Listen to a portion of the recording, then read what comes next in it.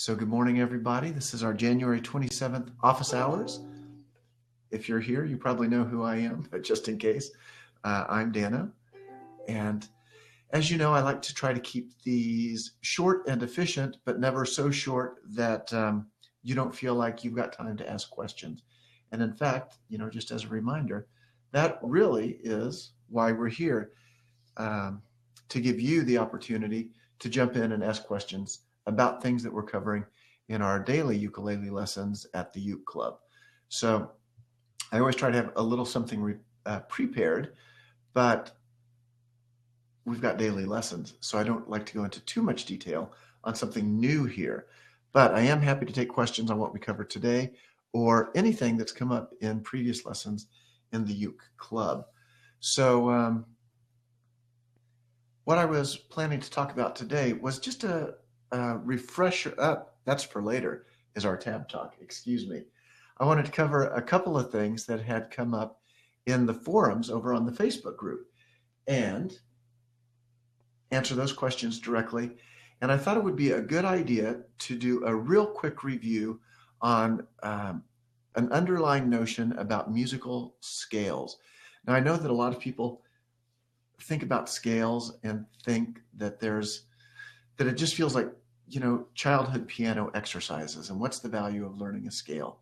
So the value of learning a scale is that the notes of a scale are common notes that come up when you're playing actual music.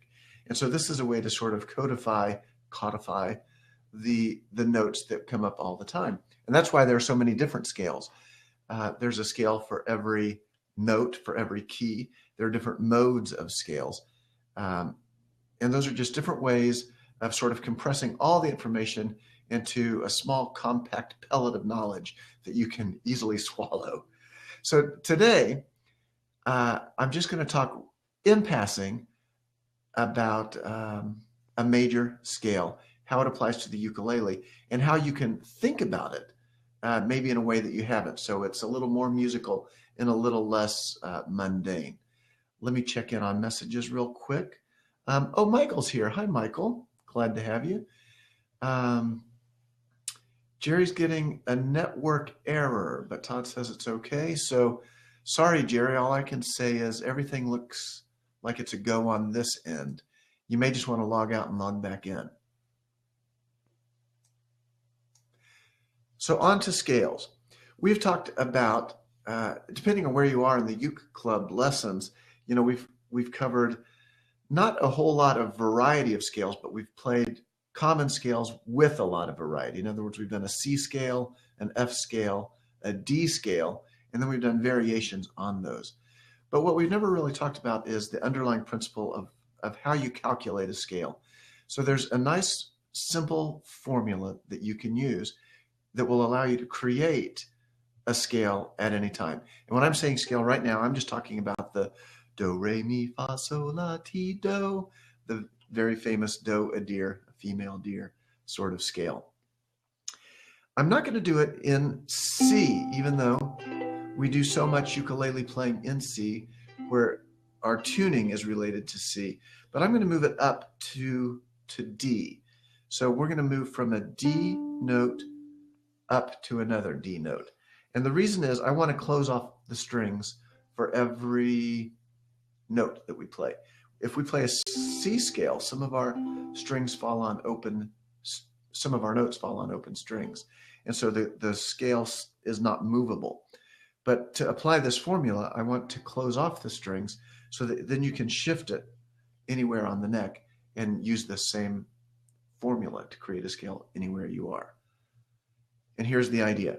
The pattern is whole, whole, half, whole, whole, whole, half. Let me say it again. These are intervals between the notes. Whole, whole, half, whole, whole, whole, half. And I'll walk through it nice and slow so you can see what I'm talking about. By the way, I haven't said properly, if you want to jump into the open seat, you're welcome to do so. That's an easy way for you to ask questions. You can also type in questions off to the sidebar, and I'm keeping an eye on that to see if there's anything coming in that I need to answer.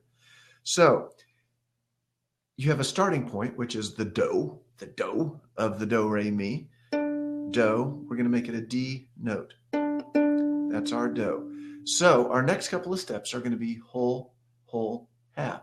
So what do I mean by whole and what do I mean by half?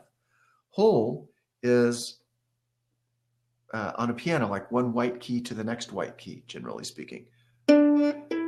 As we go up the ukulele fretboard, each fret is a half step.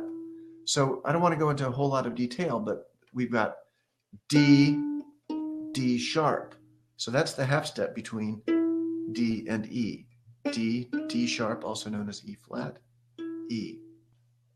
So as you move up in single frets, single fret increments, you're moving in half steps. You're including the sharps and flats. But for this scale, we're mostly, or right now in this scale, we want to make a whole step jump. So our point of origin, doesn't matter that it's a D, but in this case, it is a D. That's our point of origin, and then it's a whole step. So I said whole, whole, half. So we go whole, whole, half. Let me do that again. This time, instead of moving my hand, I'll use different fingers. Point of origin, whole, whole, half. Okay. Questions at this point? Whole and half clear? Okay. We've got a small group with us today. I'm just checking to see who's in. Good. Ukulele Leanie, hi. So, like I said, you can type in questions or jump in on camera if you want to ask questions. So, whole, whole, half, that's the first part. Point of origin, then whole, whole, half. So, whole, whole, half, whole, whole, whole, half. So 2 holes and a half, 3 holes and a half. So here we are at the half. So now we've got to go whole, whole, whole, half again. And we're all the way up here to our high D. With me so far? Okay, just checking to see if there's any questions. Now, the point of this is to kind of lock that formula into your brain. I'm going to take just one more minute to talk about fingering choices, but the real thing that we're focusing on right now is that pattern, that whole, whole, half, whole, whole, whole, half. All right, so let's do it again on a single string, and then I'll talk about moving across the neck instead of merely up the neck. Point of origin. And then whole, whole, half. Whole, whole, whole, half. Move up to there. Whole, half. So a half is a single fret, a whole is 2 frets. And you can hear high D, low D. Now the nice thing about that is once you internalize it as a formula, you can start thinking about it mechanically rather than having to figure out, well, how would I do a E flat scale? That just sounds hard because we do things so rarely in D, E flat, I just said. Well, all you need to do is find your origin note. Here's D, and a half step above D is automatically going to be T sharp or E flat. And now that's our new point of origin, E flat. So all of a sudden you can do an E flat scale. Now we're going to start running out of notes high up the neck very quickly as we do this. But you can go point of origin, E flat, and then we go whole, whole, half, whole, whole, whole, half. So we just did an E flat major scale. E flat high, E flat low. Questions at this point? Shout them out. Doing all right. Good. Now, if you want to move across the neck, you've got to grow familiar with it. So going back to D, just for comfortableness. So our first note is going to be, is our first whole. Now, once we get up here, so that's point of origin, whole, whole. Well, let's see how I want to say this. Once you get past fret 5, those notes are replicated on other strings. So you probably know this. If you finger string 3, fret 5, 4, that's the same note as string 2 ringing open. So our notes are G, C, E. So string 2 open is an E note. String 3, fret 4, is also an E note. With me? So as you go up, in this case, past fret 4, you can replicate the notes that are above fret 4 on string 3 on the other tunes that are on the other strings that are already tuned to a higher pitch. So here's D. D, our first whole, is actually the E note, right? We go D, E. So you could play D, E instead. So let's try that. D, whole, whole, half. Now all of a sudden it went screwy. There it is. So, sorry about that. D, E, whole, half again. So that's the first part, and then we can take it from there. Now, we can keep walking up the scale, but now I've transferred over to string 2, and the same thing happens. So there's the second half of the scale on string 2. Once I reach fret 5 on string 2, that's the same note, A, as string 1 open. So I can once again transfer over to string 1s. To avoid going way up the neck, I can go across the neck instead. D on string 3, E on string 2, A on string 1 for one more whole and a half. Whole, whole, half. Follow me? So that's the logic of the pattern.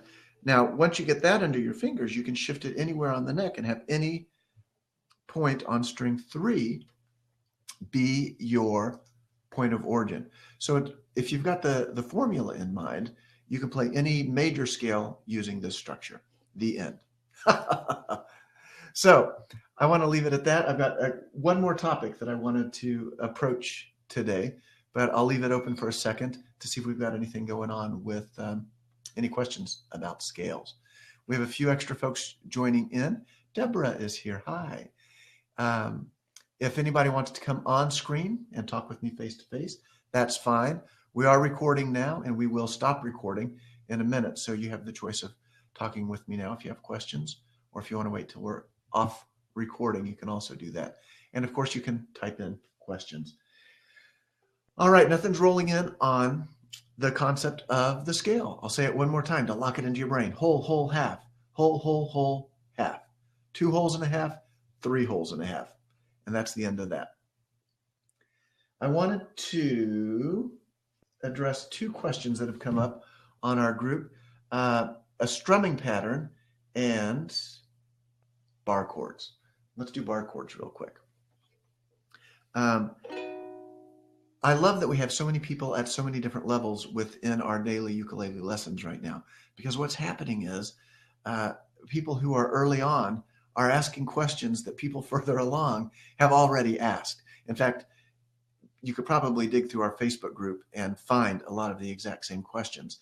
But it's great because we have so many people now who have advanced along that we're getting great answers from the old timers for the people that are struggling with certain things in the early lessons. And I think it's very motivational, very inspirational. Instead of me just coming on and saying, well, do it like this, to have some people that have struggled through these processes coming in and saying that, yes, these are hard things to achieve, but yes, they can be done. Just look at me. I've done it. So that said, I wanted to address a very specific question about bar chords and point out what I think is a very helpful tip about bar chords. I've got one of my live classes going on right now, a beginner's class in Boston. And it's great for me as a teacher to have real people to interact with in exact real time, because a lot of the same questions that I see in our online group come up in real life, but I can have direct one-on-one interaction with somebody and kind of figure out some different ways to help a person along. And this is something that I think comes up with bar chords and chord making in general. So rather than specifically label it bar chords, I'm going to label it chord making. And here's the thing. When you're struggling with chords, a couple of things are usually happening. When I say struggling, you want to make sure that your chords are ringing out true, that you can hear single notes. That's the way to double check. Always double check when you try a new chord. Pluck the individual strings. Here's a bar chord. Here's a B minor. I can hear each string ringing out. So one conspicuous problem that arises is when some of those strings are not ringing out. So here's how to troubleshoot chords and what to do about the troubles that you find. Possible solution number one, you're just not pressing hard enough. So if you're getting dead strings, press a little harder. How hard to press? Well, my flip answer is just hard enough. You don't need to press any harder than you need to press. Now there, I thought I was doing it right, but string one was a little dead, and I had to make an instant adjustment. Oh, and there was the problem. String one was being muted by my right hand, by my sweater, just a little bit. So experiment with everything and find out what the problem is. Okay, the other problem that you might have if you're making a chord and it's sounding a little dead is that one finger is bent over touching a string that it shouldn't. Each finger should only touch the string that you want it to. So in the case of the B minor, this finger has to arch way over the neck and not touch any of the other strings. And there's a very strong inclination to let it droop down. I hope you can see that small movement where it can accidentally touch the string that's next to it. And if you do that, you're going to get string 4 sounding just fine, string 3 sounding dead, and then maybe the next 2 also sounding fine. So in that case, you're going to have to adjust the arc of your finger. You're going to have to get it bent up more. And this is a hard thing to achieve. But you've got to make sure that it's clearing string 3 and only impacting string 4. Now, let's talk about bar chords specifically for a second, because I think there's a tendency when you're learning bar chords to let your fingers be straight and not curved. Straight like that and not curved. So you've got a joint there that pivots. But in order to do that, look where the rest of the motion is happening. It's back here. My whole hand is adjusting a little bit to accommodate that curve. Now it's subtle. There's not a lot of movement to it, but as I push forward, arm twists out a little bit. If I really exaggerated, it would be a lot. I bring my arm out in order to allow my hand to bend, in order to allow my finger to curve. Down, up. And you see it's a mechanical response. Now, I would never exaggerate it that much in real life. When you're actually playing, you'll start figuring out what little adjustments you can make. But the main thing that I'm trying to get to you here is it's not just in the fingers, and you're not locked into one position for all your chords. You have the freedom to move your arm, your hand, and your fingers to accommodate the hard chord shapes that you're trying to make. So the last thing about that I want to say is your point of attack can make a big adjustment too. So let's go to a very common chord, but one that trips up people who are just learning chords. Even if you're not just learning chords, this may apply to you on some more less common chords that you're learning. So here's a G chord. 0, 2, 3, 2.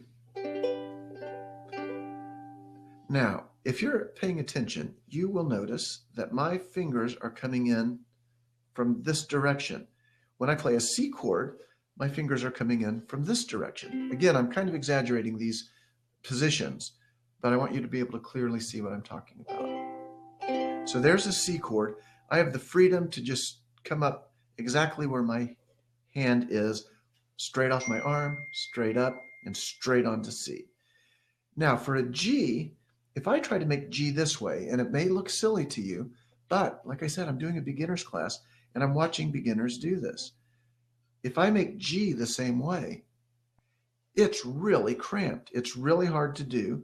And strings are being touched by multiple fingers.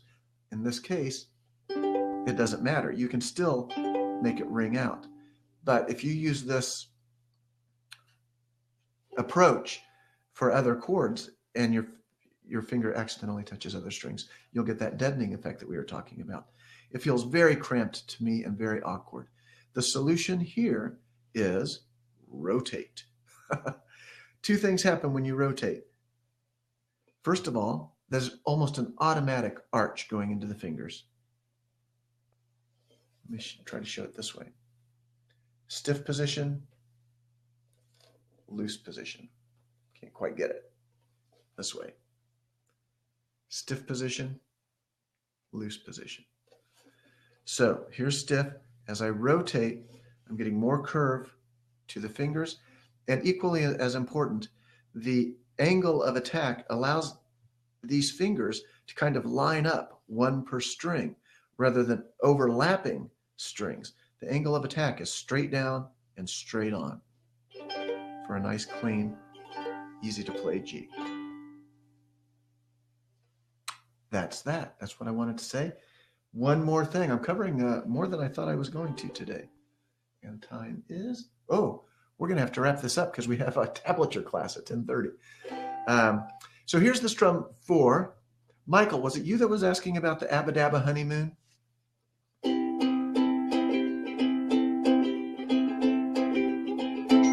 So let me walk you through how that can happen. What happens after the Abba Dabba part? Abba Dabba Dabba Dabba Dabba. So if I don't do the movement here, I just get Abba Dabba Dabba Dabba around the C chord. So I'm doing down, up, down, up, down, up, down, up. Dabba Dabba Dabba Dabba Dabba Dabba Dabba, said the monkey to the chimp. When I get to the monkey to the chimp, when I get to that part, down, down, up, down, down, up, down, down, up, down. Dabba dabba dabba dabba dabba dabba dabba dabba monkey the chimp. This is one of my cardinal rules, that there is no strum pattern for a song, that there are many strum patterns that can work for a song, but more likely you'll have multiple strum patterns within a song. So for Abba Dabba, down, up, down, up, down, up, down, up, down, said the monkey to the is down, up, down, down, up, down. It's slightly changing. Dabba dabba said the monkey to the chimp. And that's that bouncy. Down, down, up, down, down, up, down, down, up, down.